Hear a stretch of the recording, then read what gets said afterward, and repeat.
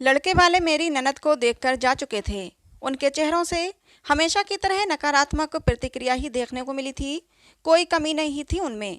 पढ़ी लिखी, कमाऊ, अच्छी कदकाठी की, नैन नक्श भी अच्छे ही कहे जाएंगे।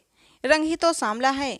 नकारात्मक उत्तर मिलने पर सब यही सोचकर संतोष कर लेते कि जब कुदरत चाहेगी तभी रिश्ता तय होगा। लेकिन दीदी बेचारी बुझ सी जाती थीं। उम्र भी तो कोई चीज होती है। इस मई को दीदी पूरी 30 की हो चुकी हैं। ज्यों ज्यों उम्र बढ़ेगी त्यों त्यों रिश्ता मिलना और कठिन हो जाएगा। सोच सोच कर मेरे सास ससुर को रात भर नींद नहीं आती थी। लेकिन जिस तिससे भी संबंध नहीं जोड़ा जा सकता ना, कम से कम मानसिक स्तर तो मिलना ही चाहिए। एक सांवले रंग के कारण उसे विवाह करके कुएं में नहीं धकेला जा सकता। ये सोचकर सास ससुर अपने मन को समझाते रहते थे। मेरे पति रवि दीदी से साल भर छोटे थे। लेकिन जब दीदी का रिश्ता किसी तरह भी होने में नहीं आ रहा था तो मेरे सास ससुर को बेटे रवि का विवाह करना पड़ा। था भी तो हमारा प्रेम विवाह। मेरे परिवार वाले भी मेरे विवाह को लेकर असुरक्षित महसूस कर रहे थे। उन्होंने भी जोर दिया तो उन्हें मानना पड़ा। आखिर वह भी कब तक इंतजार करते। मेरे पति रवि अपनी दीदी को बहुत प्यार करते थे। आखिर क्यों ना करते।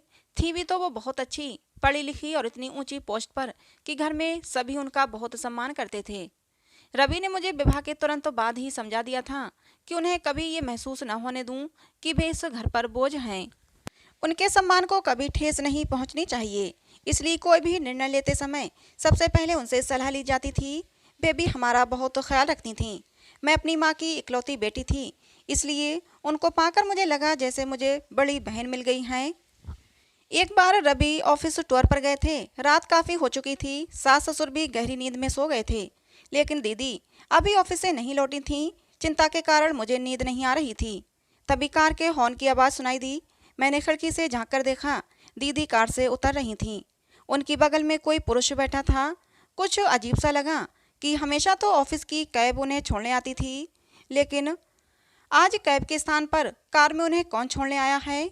मुझे जागता देखकर उन्होंने पूछा, सोई नहीं अभी तक?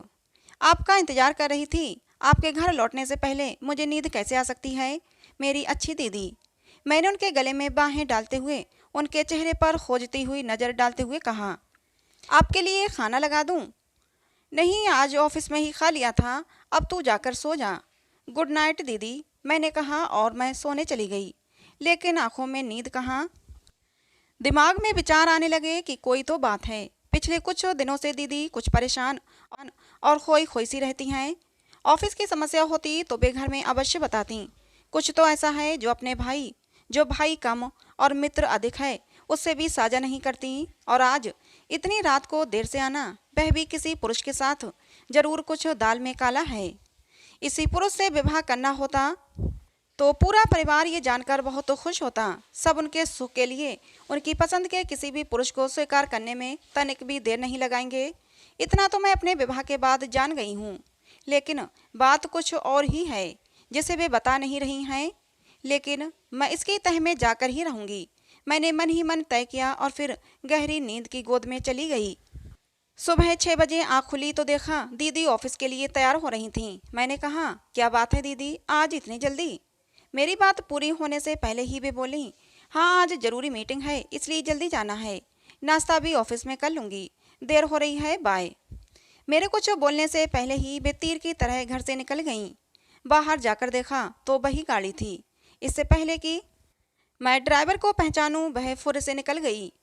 अब तो मुझे पक्का यकीन हो गया था कि अवश्य दीदी किसी गलत पुरुष के चंगुल में फंस गई हैं। वह पुरुष जरूर विवाहित है।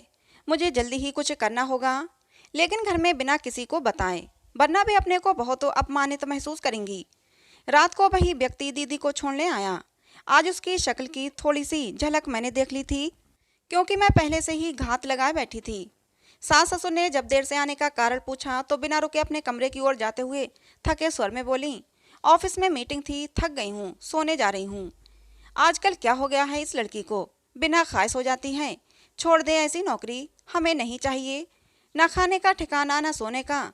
माँ बड़बड़ाने लगी तो मैंने उन्हें शांत कराया कि चिंता न करें, मैं उनका खाना उनके कमरे में पहुँचा दूंगी, वे निश्चिंत होकर सो जाएं।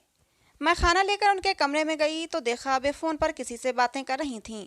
मुझे देखते ही उन्होंने फ़ोन काट दिया। मेरे अनुरोध करने पर उन्होंने थोड़ा सा खाया। खाना खाते हुए मैंने देखा कि पहले के विपरीत वे अपनी आंखें चुराते हुए खाने को जैसे निगल रही थीं। कुछ भी पूछना उचित नहीं लगा मुझे। उनके बर्तन उनके लाख मना करने पर भी मैं उठाकर लौट आई। 2 दिन बाद रवि लौटने वाले थे। मैं अपनी सास से शॉपिंग का बहाना करके घर से सीधी दीदी के ऑफिस पहुंच गई। मुझे अचानक आया देखकर एक बार तो वो घबरा गईं कि ऐसी क्या जरूरत पड़ गई कि मुझे ऑफिस आना पड़ा। मैंने उनके चेहरे के भाव भांपते हुए कहा, अरे दीदी, कोई खास बात नहीं।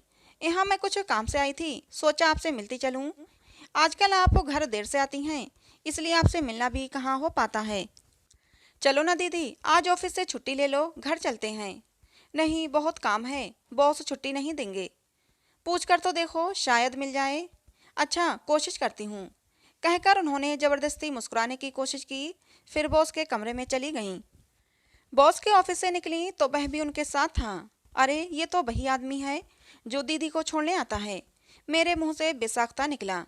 मैंने चारों ओर नजर डाली। अच्छा हुआ आसपास कोई नहीं था। दीदी को इजाजत मिल गई थी। उनका बॉस उन्हें बाहर तक छोड़ने आया, इसका मुझे कोई औचित्य नहीं लगा। मैंने उनको कुरेदने के लिए कहा, वाह दीदी, बड़ी शान है आपकी।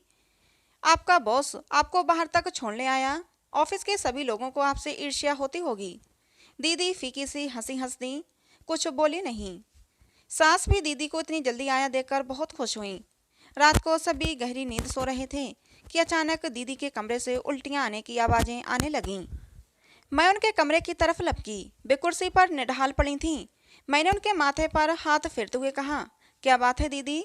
ऐसा तो हमने कुछ खाया नहीं कि आपको नुकसान करे। फिर बदहजमी कैसे हो गई आपको? फिर अचानक मेरा माथा ठनका कि कहीं दीदी। मैंने उनके दोनों कंधे हिलाते हुए कहा, दीदी, कहीं आपका बॉस? सच बताओ दीदी, इसीलिए आप इतनी इतनी सुस्त। बताओ ना दीदी, मुझसे कुछ मत छिपाइए। मैं किसी को नहीं बताऊंगी, मेरा विश्वास करो। मेरा प्यार भरा स्पर्श पाकर और सांत्वना भरे शब्द सुनकर वे मुझसे लिपटकर फूट फूट कर रोने लगीं और सकारात्मकता में सिर हिलाने लगीं। मैं सकते में आ गई कि कहीं ऐसी स्थिति न हो गई हो कि अबॉर्शन भी न करवाया जा सके। मैंने कहा, दीदी, आप बिल्कुल न घबराइए, मैं आपकी पूरी मदद करूंगी। बस आप सारी बात मुझे सुना दीजिए। जरूर उसने आपको धोखा दिया है। दीदी ने धीरे धीरे कहना शुरू किया। ये बॉस नए नए ट्रांसफ़र होकर मेरे ऑफिस में आए थे। आते ही उन्होंने मेरे में रुचि लेनी शुरू कर दी और एक दिन बोले कि उनकी पत्नी की मृत्यु 2 साल पहले ही हुई है। घर उनको खाने को दौड़ता है, अकेलेपन से घबरा गए हैं। क्या मैं उनके जीवन के खालीपन को भरना चाहूँगी? मैंने सोचा, शादी तो मुझे करनी ही है, इसलिए मैंने उनके प्रस्ताव को स्वीकृति दे दी। मैंने उनसे कहा कि वे मेरे मम्मी पापा से मिल लें। उन्होंने कहा कि ठीक है, वे जल्दी ही घर आएंगे। मैं बहुत खुश थी कि चलो, मेरी शादी को लेकर घर में सब बहुत परेशान हैं। सब उनसे मिलकर बहुत खुश होंगे। एक दिन उन्होंने मुझे अपने घर पर आमंत्रित किया कि शादी से पहले मैं उनका घर तो देख लूं, जिसमें मुझे भविष्य में रहना है।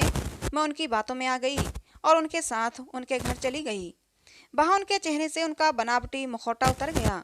उन्होंने मेरे साथ बलात्कार किया और धमकी दी कि यदि मैंने किसी को बताया तो उनके कैमरे में मेरे ऐसे ऐसे फ़ोटो हैं जिन्हें अगर किसी को दिखा दिया तो मैं किसी को मुंह दिखाने लायक नहीं रहूँगी। होश में आने के बाद जब मैंने पूरे कमरे में नज़र दौड़ाई तो मुझे पल भर की भी ये देर न लगी समझने में कि ये इंसान शादीशुदा है। उस समय उसकी पत्नी कहीं गई होगी। मैं क्या करती? बदनामी के डर से मुंह बंद कर रखा था। मैं लुट गई, अब क्या करूं? कहकर फिर फूट फूट कर रोने लगी दीदी। तब मैंने उनको अपने से लिपटाते हुए कहा, आप चिंता न करें दीदी, मैं अब देखती हूँ कि वह कैसे आपको ब्लैकमेल करता है। सबसे पहले मेरी फ्रेंड डॉक्टर के पास आपके अबॉर्शन की बात करते हैं, उसके बाद आपके बॉस से निपटेंगे। आपकी तो कोई गलती ही नहीं है। आप डर रही थीं, इसी का फ़ायदा तो वह उठा रहा था। अब आप निश्चिंत होकर सो जाइए, मैं हूं ना। आज मैं आपके कमरे में ही सोती हूँ। और फिर मैंने मन ही मन सोचा कि अच्छा है, पति बाहर गए हैं और सास ससुर का कमरा दूर होने के कारण अब आज से उनकी नींद नहीं खुली। थोड़ी ही देर में दोनों को गहरी नींद ने आ घेरा। अगले दिन दोनों ननद भाभी किसी फ्रेंड के घर जाने का बहाना करके डॉक्टर के पास जाने के लिए निकली। डॉक्टर चेकअप करके बोली, यदि 1 हफ्ता और निकल जाता तो अबॉर्शन करवाना खतरनाक हो जाता। आप सही समय पर आ गई हैं। मैंने भावातिरेक में अपनी फ्रेंड को गले लगा लिया। वे बोली, सरिता तुम्हें पता है, ऐसे कई केस रोज मेरे पास आते हैं। भोली भाली लड़कियों को ये दरिंदे अपने जाल में फंसा लेते हैं और वे बदनामी के डर से सब सहती रहती हैं। लेकिन तुम तो स्कूल के जमाने से ही बड़ी हिम्मत वाली रही हो। याद है भाई अमित, जिसने तुम्हें तंग करने की कोशिश की थी, तब तुमने प्रिंसिपल से शिकायत करके उसे स्कूल से निकलवा कर ही दम लिया था। अरे विनीता, तुझे अभी तक याद है? सच वे भी क्या दिन थे। और फिर दोनों खिलखिलाकर हंस पड़ीं। पारुल के चेहरे पर भी आज बहुत दिनों बाद मुस्कुराहट दिखाई दी थी। अबॉर्शन हो गया। घर आकर मैं अपनी सास से बोली, दीदी को फ्रेंड के घर में चक्कर आ गया था, इसलिए डॉक्टर के पास होकर आए हैं। उन्होंने बताया है कि खून में कमी है, खाने का ध्यान रखें और 1 हफ्ते की बेड रेस्ट लें। चिंता की कोई बात नहीं है।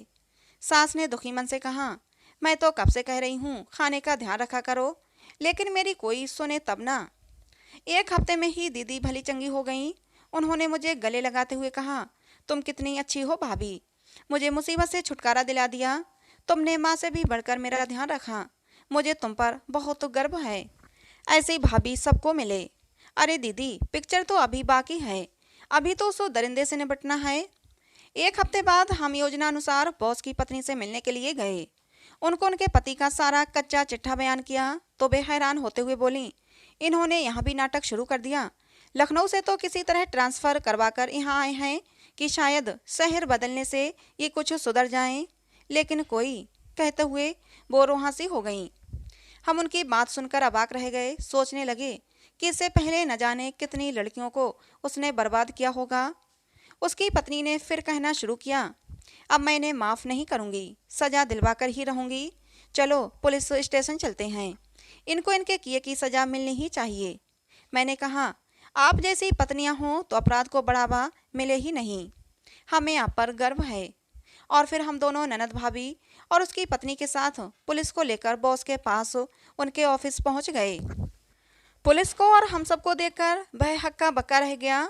ऑफिस के सहकर्मी भी सख्ते में आ गए। उनमें से एक लड़की भी आकर हमारे साथ खड़ी हो गई। उसने भी कहा कि उन्होंने उसके साथ भी दुर्व्यवहार किया है। पुलिस ने उन्हें अरेस्ट कर लिया। दीदी भावतरेक में मेरे गले लगकर सिसकने लगीं। उनके आंसुओं ने सब कुछ कह डाला। घर आकर मैंने सास ससुर को कुछ नहीं बताया। पति से भी अबॉर्शन वाली बात को छिपा लिया, मगर ये बता दिया कि वह दीदी को बहुत परेशान करता था। सुनते ही उन्होंने मेरा माथा चूम लिया और बोले, बहा, मुझे तुम पर गर्व है। तुमने मेरी बहन को किसी के चंगुल में फंसने से बचा लिया। बीबी हो तो ऐसी। उनकी बात सुनकर हम ननद भाभी एक दूसरे को देखकर मुस्कुरा दी। तो दोस्तों, ये कहानी आपको कैसी लगी कमेंट करके ज़रूर बताइएगा। पसंद आई हो तो प्लीज़ लाइक करें, शेयर करें, चैनल को सब्सक्राइब करें। मिलते हैं दोस्तों किसी नई कहानी में।